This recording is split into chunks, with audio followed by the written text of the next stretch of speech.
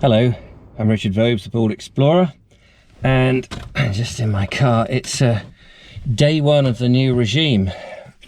I am off to... Where am I off to? I'm off to Hangleton in Hove this morning. I'm following in the footsteps, as you know, of Arthur Stanley Cooke. I've been up since 5 and I'm knackered already. It's just 10 to 7 now, and I've got to go first of all to Portslade. I want to get some shots of Portslade station, so it's a question of working out where I can park, get just a couple of cutaway shots of Portslade station, and then head up towards Hangleton Manor.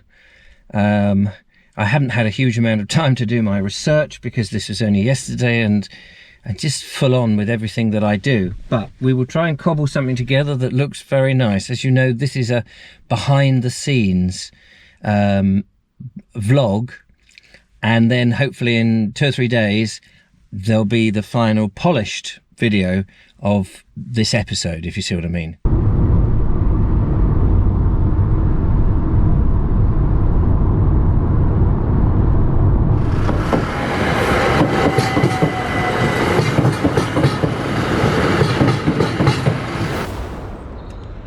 Well, I got my railway shots, so that was quite nice, and actually what was very handy is a train went past and the barriers were down, so I managed to get all of that. And I've now come north to Hangleton, which is where in Arthur's book he starts the walk, and we start at Hangleton Manor, which is now a hall and woodhouse pub and food house, which is just behind me here. We'll see some better shots of it in the final thing, and it's in the middle of suburbia, as you can see, with all these bungalows all around and a few other houses. It's quite weird because actually when you look on old maps you'll see that all of this 100 years ago when he wrote his book was all open land, and in a way, you know what I'm like, it's a shame that it's all been built on.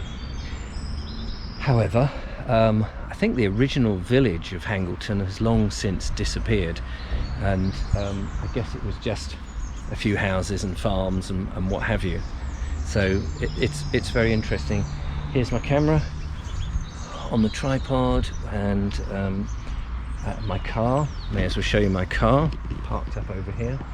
So the next port of call, I think, is the 11th century church, St. Helens, I think, which is up this way. So I'm going to go up there and film a bit about that, and then I can start following in the footsteps of his walk, because his walk starts here.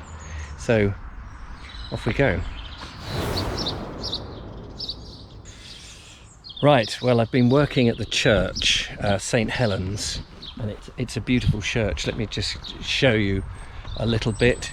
Very difficult sometimes because somebody has been I think cutting with a chainsaw, so we've had chainsaw sounds. But isn't this an amazing church here? This is rather beautiful. I think it's 11th century, and I love the tiles that are hanging on the roof there. Beautiful stonework, pretty much left as it was. The village of Hangleton has long gone. It used to be up in this direction, but it looks like there are sort of 60s houses up there. So for a long time this has just been left as meadows and farmland. And if you look to the south, that way, you can see that there's the remains of the meadow, which is now I guess a park. That's nice to see. But this church is just beautiful. It's absolutely stunning. So of course I've spent nearly an hour just taking photographs of the various interesting elements to build up a picture of what I'm trying to achieve in the main thing. So where I'm slightly concerned is that although I'm doing a sort of behind the scenes with this, I don't want to give too much away from the great production. You know, I don't want to give too much away because you won't want to watch the main event. I'll just take you around here so you can get a bit of an idea. you come round this side, you'll see just how high up we are and how close to the downs we are as I come round. And if I just tilt up to the tower, it's a beautiful old flint and rubble church, pretty much unchanged really.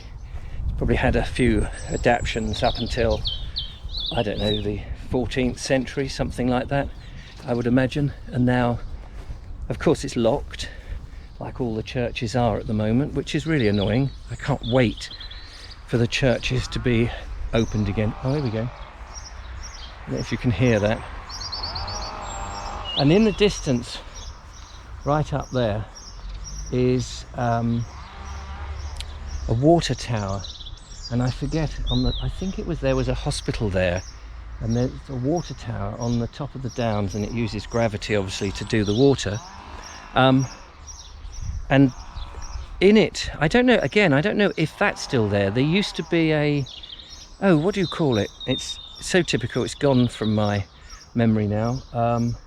A pinhole camera effect, and you would look down and you would see a 360-degree panoramic vision projected just using basic light in a darkened room onto a big white dish.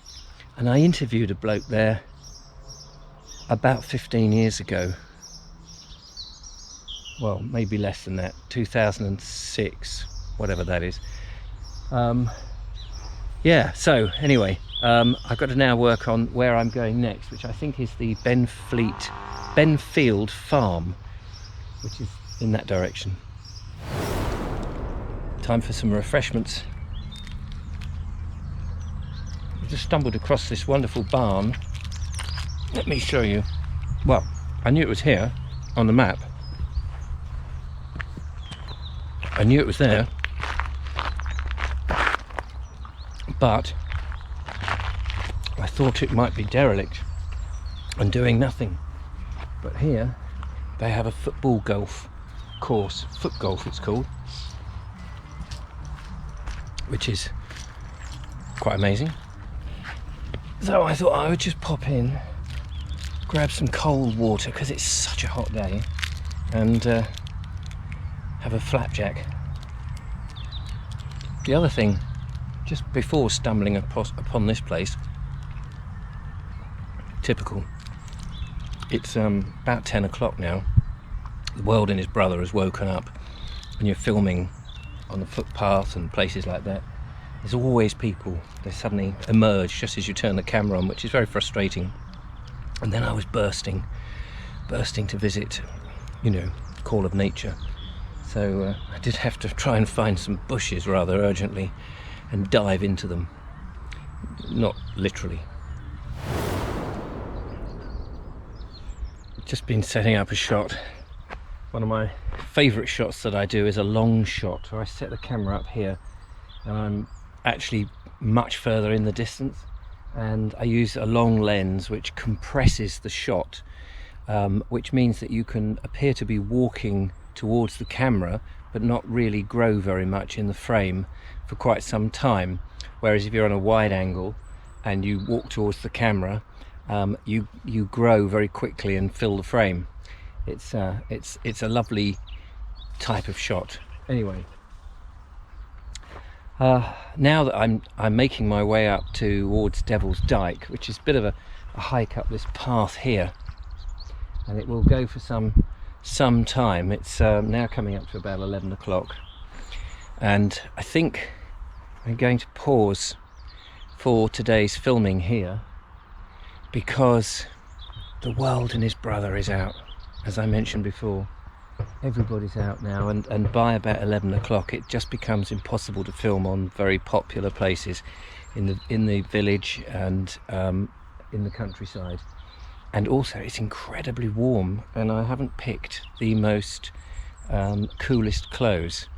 I'm hoping that the weather tomorrow will be just as nice, and then I can pick up my next port of call and head over the downs down towards Poynings, which is the next part of the video. So I've now got to gather up all my belongings, which are down here, and make my way back to the car and head home, edit this, and I've got some other bits and pieces to do, which I shall go and do, like going to the post office if I can get that fitted in. But I might just call in on the lovely Julia and see if she'll make me a cup of tea, keeping social distance, of course.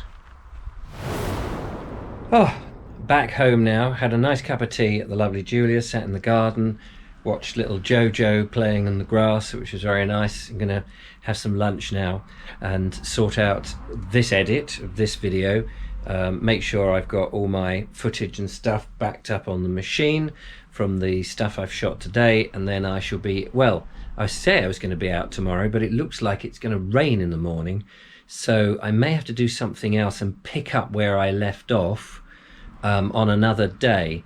It's too hot at the moment to carry on today, and it's too busy out and about for me to film the way I want to film, and I want to try and keep the early morning feel throughout the video. So I've had to pull the plug on that, plus the fact I've got other bits and pieces to do. So I hope you've enjoyed this little behind the scenes, and that you'll join me again on another one tomorrow. Take care, have a lovely day, whatever you're doing. Don't forget to follow, like and subscribe. Give me a thumbs up if you've enjoyed it, and I'll see you next time. Bye bye for now. Bye bye.